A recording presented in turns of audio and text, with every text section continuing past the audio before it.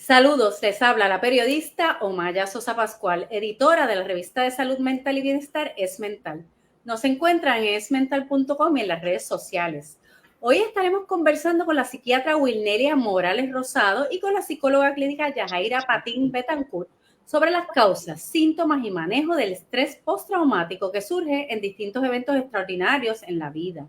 El síndrome de estrés postraumático surge a raíz de la falta de recursos internos que tiene una persona para manejar trauma en su vida. Y son múltiples los síntomas y efectos que puede tener en el diario vivir de las personas, ¿verdad? También hay maneras de tratarlo adecuadamente. Quédense con nosotros, compartan este live que estamos esperando que algunas y algunos adicionales se conecten. Ya tenemos un buen grupito conectado, pero vamos a darle 10 segunditos a las personas que quieran conectarse y aprovechar porque van a poder hacer también preguntas en vivo a nuestros recursos y comentarios. En Puerto Rico, bastantes eventos traumáticos hemos pasado, ¿verdad?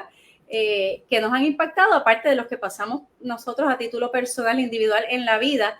Así que este es un tema para todas y para todos, porque a cualquiera nos puede pasar, como verán en la conversación. Veo que ya hay bastantes personas conectadas, así que sin más, vamos a dar comienzo a este Facebook Live. Saludos, les habla la periodista Omaya Sosa Pascual, editora de la revista de salud mental y bienestar Es Mental. Nos encuentran en esmental.com y en las redes sociales. Hoy estaré conversando con la psiquiatra Wilnelia Morales Rosado y con la psicóloga clínica Yajaira Patín Betancourt sobre las causas, síntomas y manejo del estrés postraumático que surge a raíz de distintos eventos extraordinarios en la vida. El síndrome de estrés postraumático surge ante la falta de recursos internos que tiene una persona para manejar un trauma en la vida. Aunque puede surgir en diferentes escenarios, es más común en situaciones tales como abuso sexual, accidentes, desastres naturales, violencia comunitaria y haber sido militar. ¿Cómo se diagnostica y qué alternativas de tratamiento existen para este trastorno?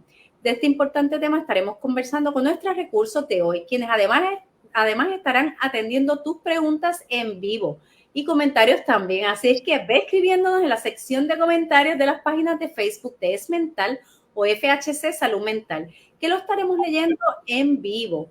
Comparte este live para que se beneficien tus amistades y familiares. Este Facebook Live es parte de una colaboración de la revista Es Mental con FHC First Healthcare.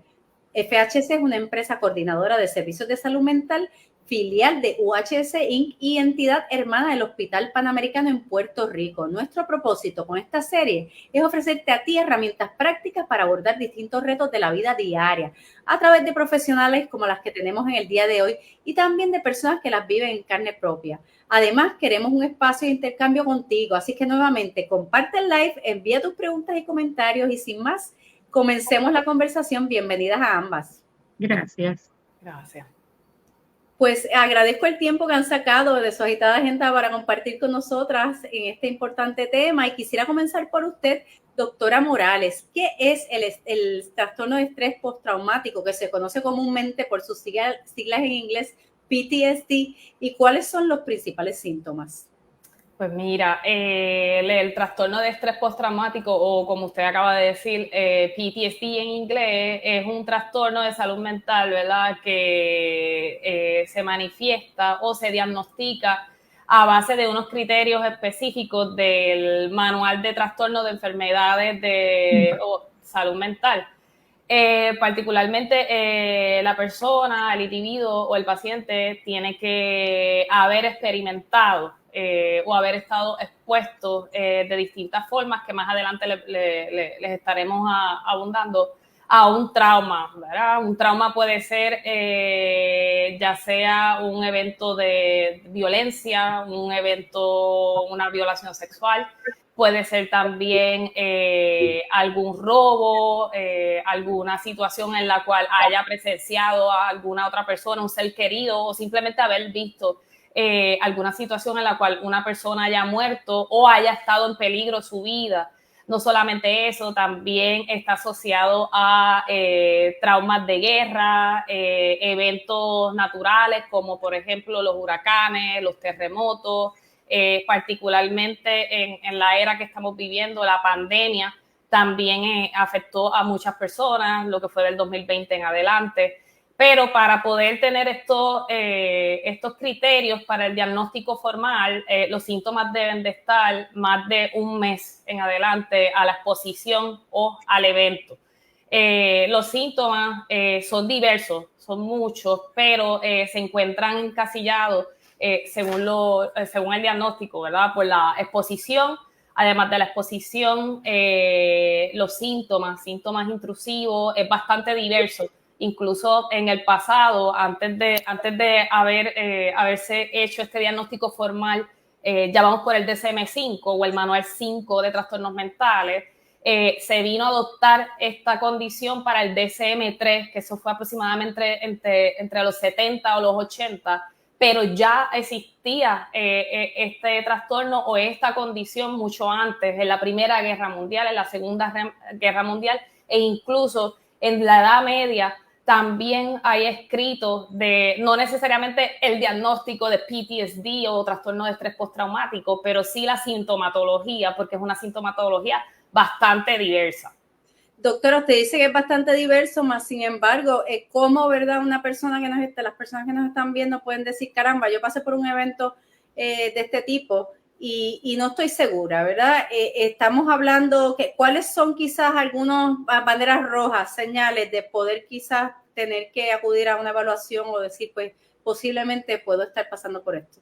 Claro, además de tener el evento traumático, parte de los criterios para tener la condición, los síntomas, pueden ser sintomatología o síntomas intrusivos. Esto puede ser los recuerdos involuntarios de momento del trauma. Algunos pacientes expresan que tienen como flashbacks o pueden estar repitiendo, no importa el tiempo después del trauma, después de un mes, pueden estar viviendo otra vez el trauma si se encuentran en una situación en la cual les recuerda lo que les ocurrió, ya sea ruidos, perfumes, puedes nombrar cualquier detalle, la persona puede estar experimentando el trauma otra vez. Y esto es un malestar psicológico, ¿verdad? Interno que puede estar teniendo el paciente de estos recuerdos una y otra vez. No solamente eso, también existen las conductas de evitación. Evitación es que la persona termina a veces disfuncionando o no empieza a dejar de funcionar en la sociedad o en su entorno psicosocial, ya que evita lugares parecidos que se parezcan al escenario de donde ocurrió el trauma. Entonces se empieza a aislar, deja de socializar y deja de estar integrándose a lo que es la sociedad. También la parte anímica o cognitiva, ¿verdad? Lo que son esos recuerdos.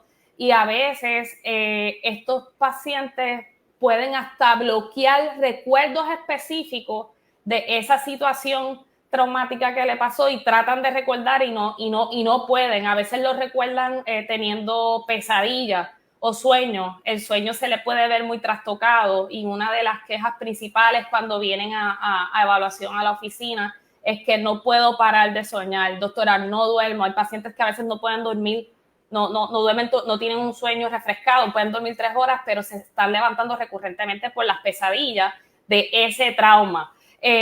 Además, en cuanto al ánimo, la tristeza, el llanto, sentimientos de culpa, ¿por qué permití que esto ocurriera? ¿Por qué pasé por allí y me ocurrió esto? Es una de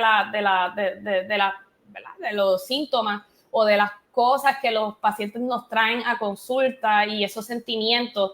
Y además, como una hiperactividad, una hiperreacción, pacientes veteranos, por ejemplo, que estuvieron en las últimas guerras, en lo que fue Afganistán, Irak y las del desierto, una de las cosas que nos dicen es cuando escucho fuegos artificiales, por ejemplo, despedir el año, los fuegos artificiales, este tipo, son bien fuertes para ellos porque empiezan a hiperreaccionar, empiezan a brincar, se asustan y ahí desencadena otra vez los síntomas.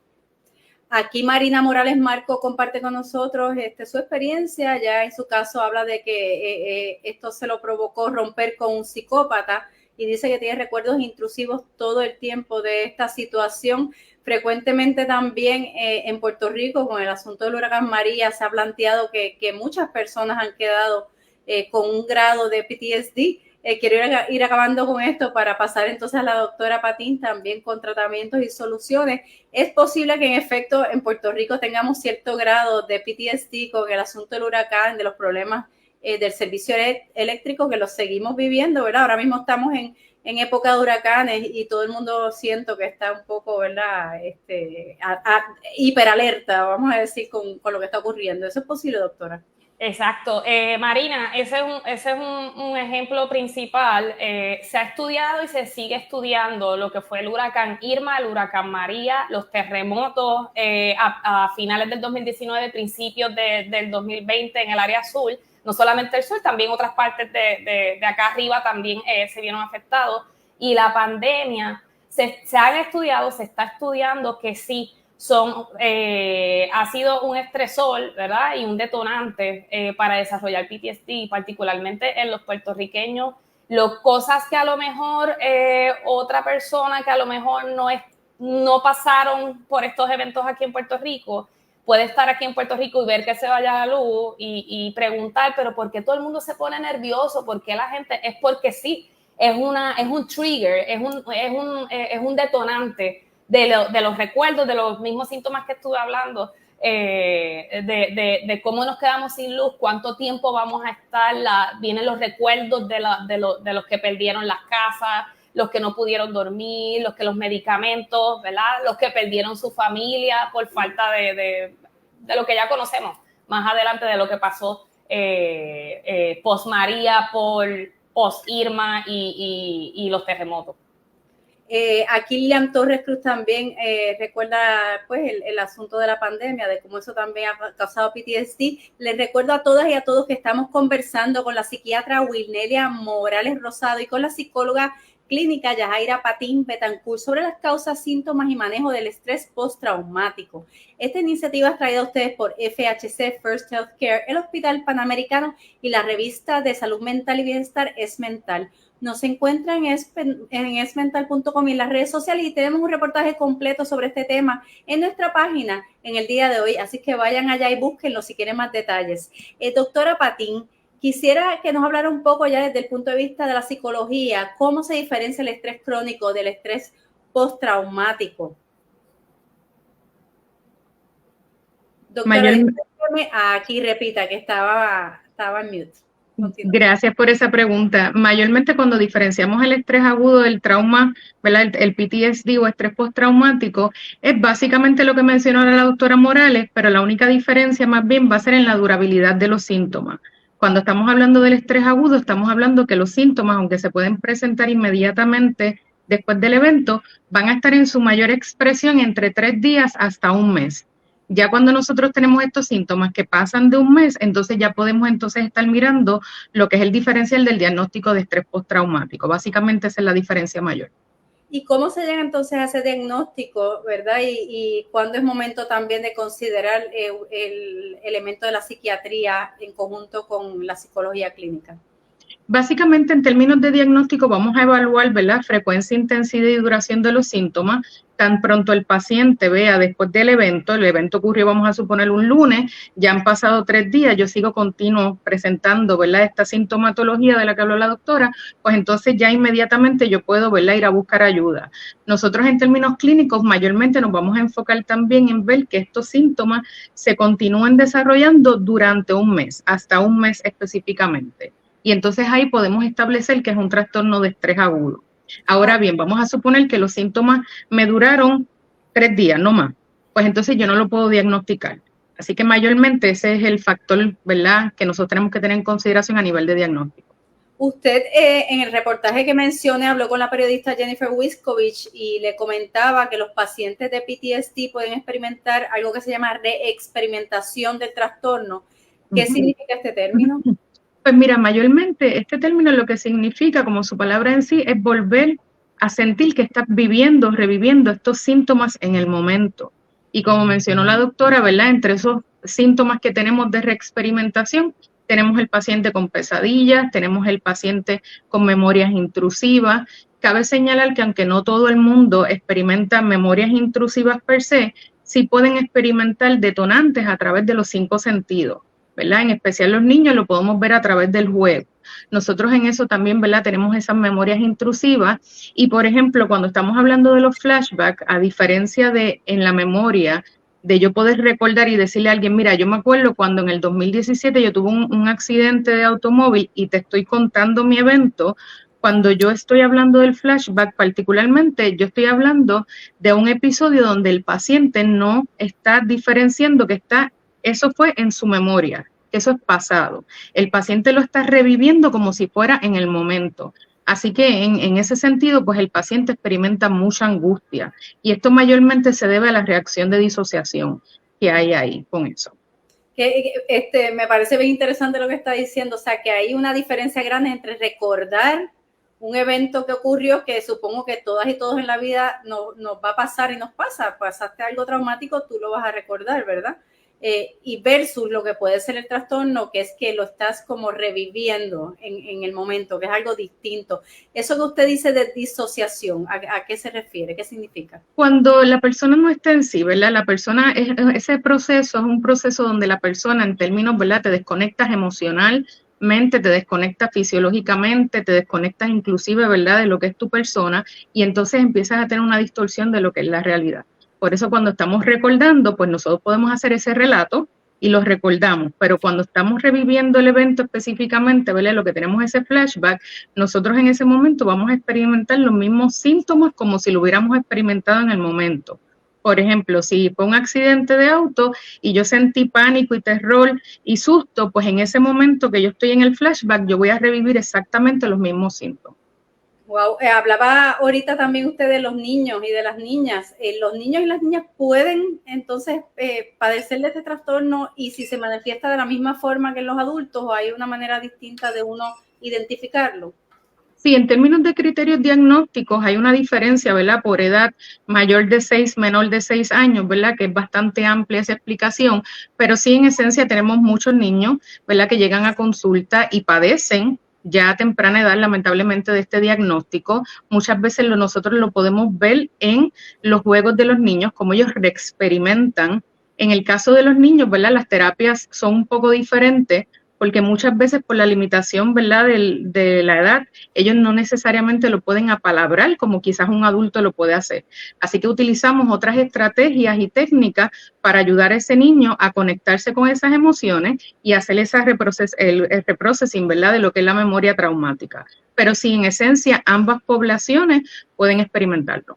Quiero ir pasando a lo que son los tratamientos y el manejo del estrés postraumático o el PTSD, pero antes quiero leer un par de comentarios. Lilan Torres nos comparte que ella tuvo un hermano que falleció el día después del huracán María, que era el tema que estábamos conversando con la doctora Morales y que gracias a Dios ha podido manejarlo con consejería, pero que en su familia general pues fue una situación que se ha hecho muy difícil. También tenemos acá a Yanira Figueroa, que habla de que tuvo una ruptura de un aneurisma cerebral, estuvo 3 meses en el hospital y desde que estuvo allí no puede regresar a hospitales y le da mucha ansiedad si va a una oficina o hay un lugar donde hay mucha gente, una oficina médica. Así que vemos que hay pues una variedad de eventos. Voy entendiendo que lo que es traumático para las personas puede variar mucho, ¿correcto?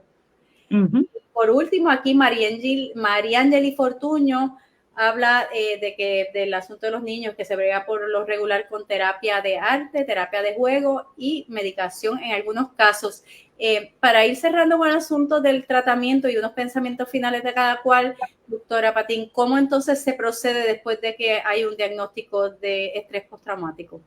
Pues mira, nosotros, el clínico va a establecer un plan, es bien importante recalcar que es individualizado. O sea, no importa, por ejemplo, si estamos hablando de esta joven que nos presenta de la familia, en la misma familia, aunque haya sido la misma situación, todos pueden presentar el PTSD, pero de manifestaciones diferentes. Así que bien importante, nosotros vamos a evaluar, ¿verdad? Con ese paciente, intensidad, frecuencia y duración de los síntomas para nosotros, en conjunto con el paciente, nosotros establecer ese plan que es más adecuado.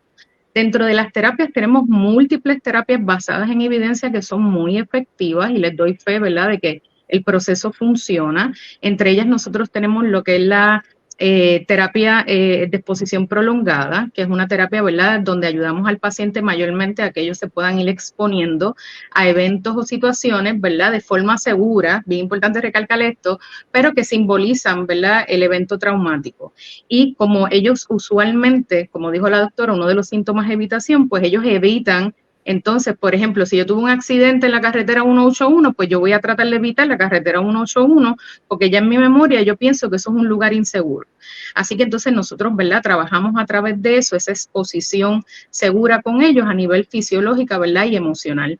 Tenemos la terapia de procesamiento cognitivo, que básicamente aquí lo que vamos a estar ayudando al paciente es a corregir esas distorsiones que tenemos resultantes del evento traumático. Ambas terapias son, ¿verdad?, de 12 sesiones. Hay pacientes que pueden hacerlo antes, hay pacientes que terminan después, dependiendo, ¿verdad?, de lo que ellos tengan. Y básicamente los síntomas que presenten, y básicamente nosotros vamos a trabajar, a ayudar al paciente en el procesamiento de su evento, a tratar de entender la relación entre lo que ocurrió, cómo estoy pensando y cómo esto está afectando mi comportamiento. Y ahí entra, ¿verdad?, lo que decía la doctora en términos de funcionamiento diario. Cómo estos síntomas y la forma en que estoy pensando ahora de este evento está afectando mi forma de relacionarme con otras personas. Tenemos lo que es la terapia de exposición escrita, que como bien su nombre lo menciona, ¿verdad?, es una terapia que se hace escrita a través, ¿verdad?, del procesamiento nuevamente. Tenemos lo que es EMDR, que es una terapia también bastante, tiene mucho tiempo, pero bastante nueva, ¿verdad?, que la estamos implementando. Y eso también, ¿verdad?, se hace reprocesamiento por movimiento ocular. Bien importante hacer la distinción que no es hipnosis, porque a veces nos preguntan si esto es hipnosis y no es lo mismo. Así que, ¿verdad?, podemos ampliar ese tema en más detalle más adelante. Y tenemos lo de las terapias expresivas del arte, que este es un área que para mí es muy fascinante, porque aquí nosotros utilizamos la música, la danza, el movimiento, utilizamos, ¿verdad?, el factor de creatividad con el paciente y mayormente por lo que estábamos hablando. No todo el mundo, aún esté listo para el tratamiento, puede apalabrar, ¿verdad?, lo que es su experiencia. Así que nosotros cuando hacemos este plan individualizamos, vemos lo que tenemos de frente. Espérate, este paciente me está diciendo que tiene dificultades en estas áreas y de ahí yo selecciono, ¿verdad?, el tratamiento. Y ese tratamiento, ¿verdad?, que tiene diferentes áreas, es muy efectivo, se utiliza mucho con adultos, se utiliza también con niños, ¿verdad? Y entonces nosotros trabajamos lo que es esa expresión emocional y trabajamos, ¿verdad?, esos síntomas de trauma. Todos son muy efectivos, cualquiera puede funcionar, inclusive hay terapia grupal, que es muy buena también, porque en términos de grupo, cuando yo llego y conozco a estas otras personas, yo digo, ok, espérate, empiezo a normalizar mis síntomas y a reducir lo que es el estigma, porque digo, yo pensé que esto me estaba pasando a mí, que yo era el único que no podía olvidarme de esto, y aquí hay 8 personas sentadas con la misma sintomatología. Así que esto, ¿verdad?, les ayuda a crear solidaridad entre ellos para entonces decir, espérate, ok, esto realmente, como decimos comúnmente, no me estoy volviendo loco, esto es real, esto sucede. Lo que no sabía es que esto tenía nombre y apellido y no sabía que se llamaba PTSD, pero sabía que algo me estaba ocurriendo. Y esto ayuda muchas veces también, a pesar de ese miedo inicial de entrar en un proceso de terapia individual o grupal, me ayuda, ¿verdad?, realmente a poder tener mayor expresión emocional. Al escuchar a otras personas, pues también me voy sintiendo en confianza en ese lugar seguro de decir, déjame entonces expresar mis emociones también. Así que todo esto, ¿verdad?, funciona y, ¿verdad?, les recomiendo a todos los que nos estén escuchando que si entiende que tienen alguno de esos síntomas que mencionó la doctora Morales, puede acudir con su especialista, no tiene que cumplir todos los criterios en el momento, nosotros le vamos a ayudar a entender si es o no es y entonces darle alternativas para que usted pueda manejar sus síntomas. Voy a pasar un momentito entonces ahora con la doctora Morales. Doctora Morales, ¿cuál es el momento entonces de determinar que es hora de que quizás también acuda a un psiquiatra o de combinar la medicación con lo que es la terapia clínica? Pues mira, eso depende de cada persona. Como dijo la doctora Patín, cada individuo va a desarrollar la condición de distintas maneras. Puede ser el mismo trauma, el mismo evento, pero cada quien lo va a desarrollar de distintas maneras y de esto va a depender la evaluación. Usualmente, como primera línea, se recomienda que el paciente tenga tratamiento psicológico, que son todas las modalidades que ha dicho la doctora Patín.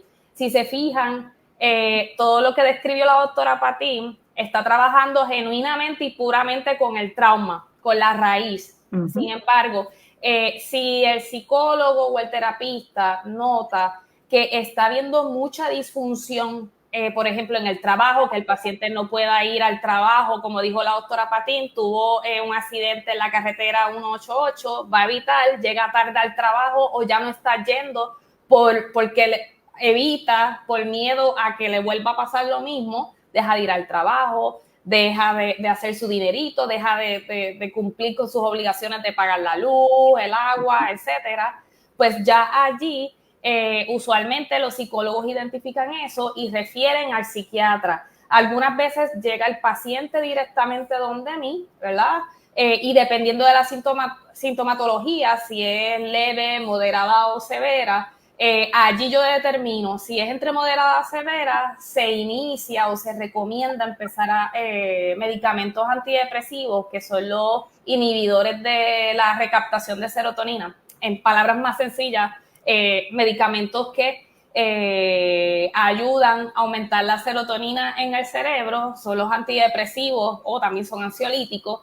Y esa sería la primera línea de manejo en cuanto a la farmacoterapia. Sin embargo, si fueran conmigo directamente como psiquiatra, yo los voy a referir directamente a un psicólogo porque el medicamento va a tratar ese síntoma al momento, te va a ayudar, pero la raíz del trauma, la raíz del problema se trabaja con psicoterapia y son todas las modalidades que la doctora Patín acaba de mencionar. Excelente. Y qué bueno que puedo decir un comentario. Y qué bueno que ella menciona eso porque es un equipo multidisciplinario, o sea, el paciente no está solo. Este equipo puede estar compuesto tanto como la doctora dijo, y eso es bien importante porque nosotros nos apoyamos entre sí. Psiquiatras, psicólogos, enfermeros, trabajadores sociales, es un equipo completo que está ayudándolo a manejar su caso en las diferentes áreas, ¿verdad?, de la problemática. Así que gracias por mencionar eso, doctora. Tremendo, estamos en nuestros minutitos finales. Quisiera una recomendación final de cada una, empezando por la doctora Morales, para todas esas personas que nos están viendo, que están padeciendo algunos de estos síntomas y quizás pues les están causando dificultades en su cotidianidad, particularmente en estos días que pues ya estamos en esta temporada de huracanes. Ya tuvimos un apagón masivo en Puerto Rico sin que haya soplado un vientito y creo que no hay persona en este país que no se haya sentido ansioso y que estaba reviviendo pues ese trauma colectivo. Doctora Morales. Sí, tienes mucha razón. Mi recomendación para todas las personas es, si usted siente que está teniendo alguno de los síntomas que la doctora Patín o yo hemos mencionado, no se dejen llevar del estigma, no se dejen llevar del qué dirán. Como dijo la doctora ahorita, no están locos. Es más común de lo que ustedes se imaginan y particularmente donde estamos en el punto histórico y en la localización geográfica en que estamos, que estos síntomas les puedan dar. No importa si son hombres, si son mujeres, no importa quién tú seas, no importa la edad, ni en qué tú trabajes, ni la etnia. Se ha comprobado que PTSD le puede afectar a cualquiera, en cualquier profesión, no importa. Si tú sientes uno de estos síntomas, no dudes en buscar ayuda, llamar a una oficina de un psicólogo o de un psiquiatra. Cualquiera de los dos estamos capacitados para poder darte las recomendaciones, decirte qué es lo que está pasando y en qué punto, ¿verdad?, de la condición estás y cuál es el próximo paso a seguir. Así que no tengan miedo, la medicación no es necesariamente para todo el mundo, ese es uno de los primeros miedos de los pacientes cuando van donde un psiquiatra, pero no necesariamente es para todo el mundo, así que nosotros vamos a saber, tanto los psicólogos como los psiquiatras, cuál es el próximo paso y les vamos a ayudar. Así que sin ninguna reserva, saque el teléfono y busque una cita con un psicólogo o un psiquiatra para poder ayudarle. Doctora Patín, ¿se puede superar el PTSD y sus síntomas? Claro que se puede, y bien importante, yendo con la línea de la doctora, rapidito para mencionar, si usted busca ayuda y comienza un proceso de terapia, no tenga pena en que, tengo que hacer un compromiso de esas sesiones. Si durante el proceso esto no está funcionando, nosotros le vamos a dar alternativas para ayudarle a manejar sus síntomas. Así que sí se puede y sí funciona. Estupendo. Les agradezco infinitamente a nuestras invitadas de hoy, la psiquiatra Wilnelia Morales Rosado y la psicóloga clínica Yajaira Patín Betancourt, por su tiempo y por compartir su conocimiento valioso con nosotros y nosotras. Recuerda seguir a Esmental y a FHC Salud Mental en las redes sociales para que te enteres de nuestro próximo live.